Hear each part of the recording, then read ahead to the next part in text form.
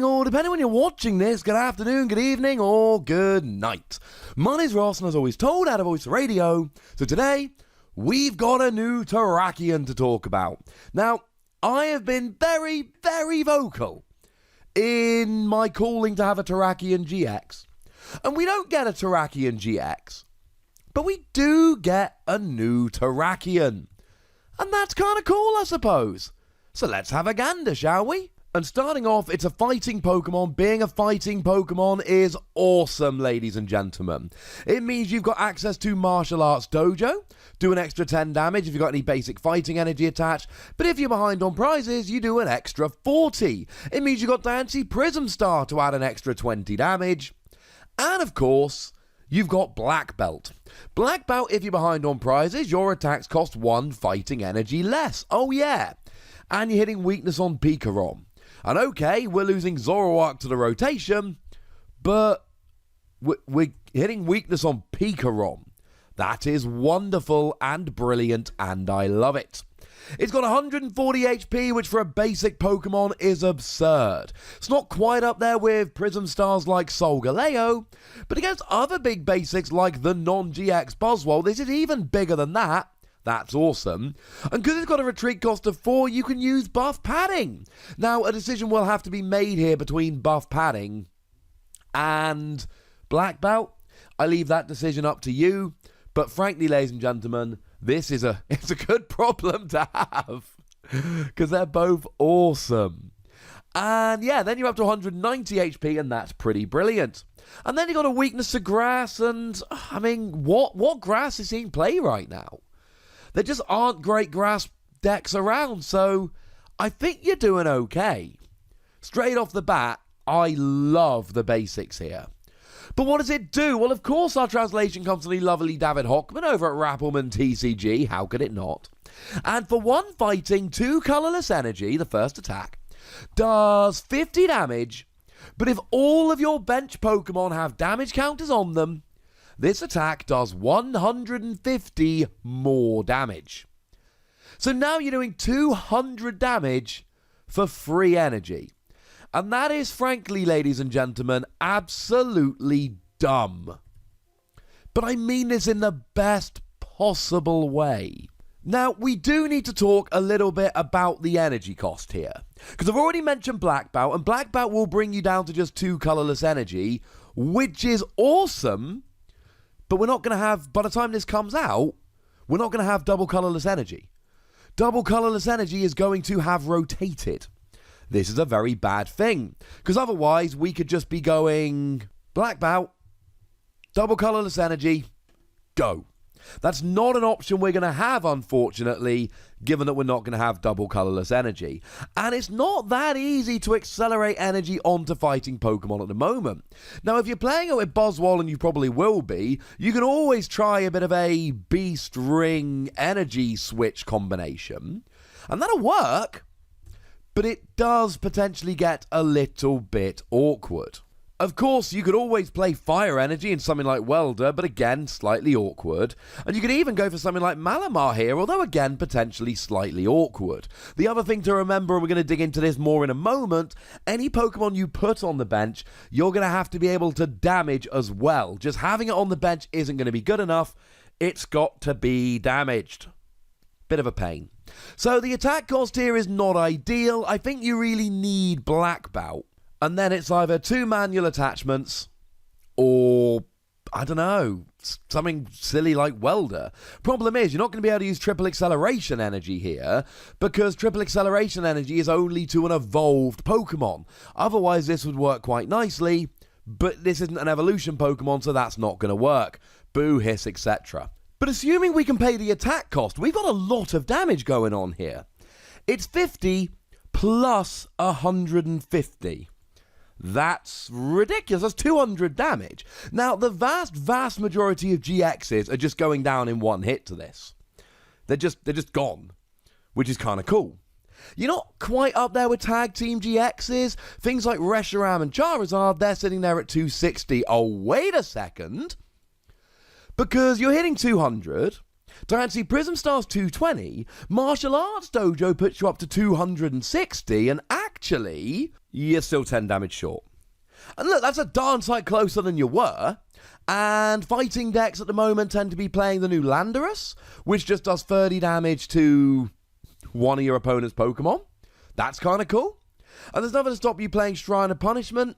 The thing is, you need to have Martial Arts Dojo when you attack, so it's more of a leave Shrine of Punishment out at some point in the early game so that you can get 10 damage on each of the Pokemon, and then you can go and hit for 260 and get the KO. It's not ideal, it's not the easiest thing to do, but it can work.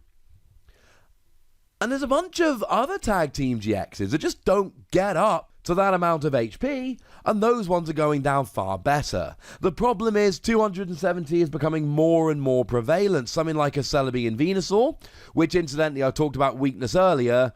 This one's KOing you anyway, so it doesn't really matter. But that is probably the best grass Pokemon around at the moment. And they've got 270 again. Having said that, you're a non-GX, so okay, fine. Maybe you are capping out at 260. But you're capping out at 260 on a single prize Pokemon with potentially 190 HP. Assuming you're going with buff padding, but again, buff padding, black belt, that's a decision that you're going to need to make. The energy cost does put me off a little bit, but the amount of damage here is great. And I know I keep talking about stuff like Martial Arts Dojo and Black Belt that require you to be behind on prizes, but don't forget we got the new Miss Magius where you can KO it on the bench and draw 2, you got 7 cards in hand, which will then put you behind on prizes, and life will be good. Although that's a weird way to phrase it when life being good is you being behind on prizes, but hey ho. Now, the last thing we've got here is that all of your benched Pokemon need to be damaged. Now, there is a ruling query here for which we don't actually have an answer. What if you don't have any benched Pokemon? I think because it's a positive, all of your benched Pokemon have damage counters on, rather than none of your benched Pokemon are undamaged, I think it wouldn't work. I think you need a bench Pokemon and you need it to be damaged here. I don't think this would work if you've got no bench. I could be wrong, but the way it's worded, it really does seem to me like it's a positive. You must have bench Pokemon, and they must be damaged. As with all of this, we'll have to wait for it to be officially released and get a proper ruling. So, damaged bench Pokemon. We got some easy ways around it. One card that I'm a huge fan of is the new Spiritomb, and Spiritomb here, you can just put a damage counter on. So if you've got a bench of Spiritomb, you just use the ability to put damage on all of them and then they're all damaged and you're good. Or you can play Shrine of Punishment and put some GXs on the bench. Always a risky proposition when you're just letting damage accumulate on your bench 2 prize Pokemon.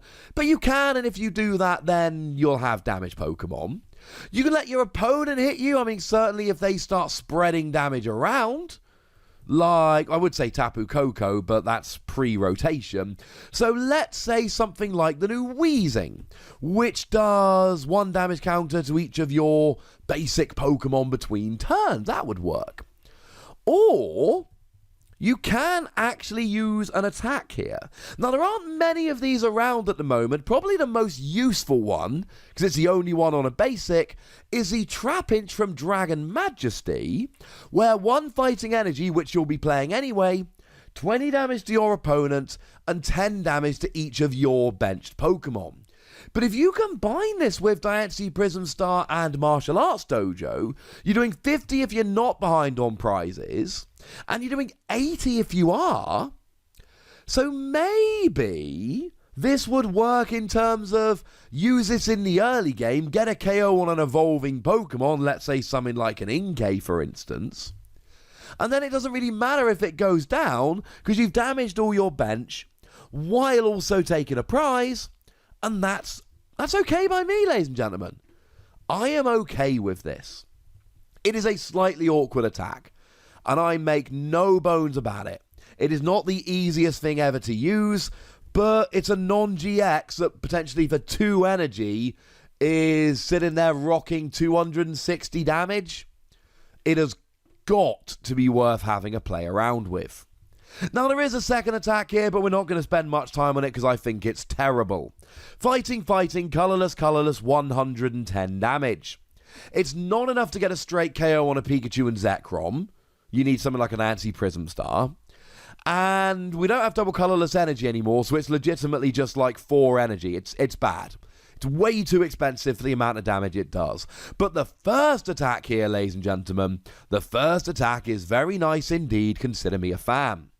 But I want to know what you think about it. So please do let me know in the comment section. Go nuts! Be nice. And then make sure you like this video, subscribe to this channel, follow me on Twitter at Lawasi, and Twitch for some live action at twitch.tv/PTCGRadio.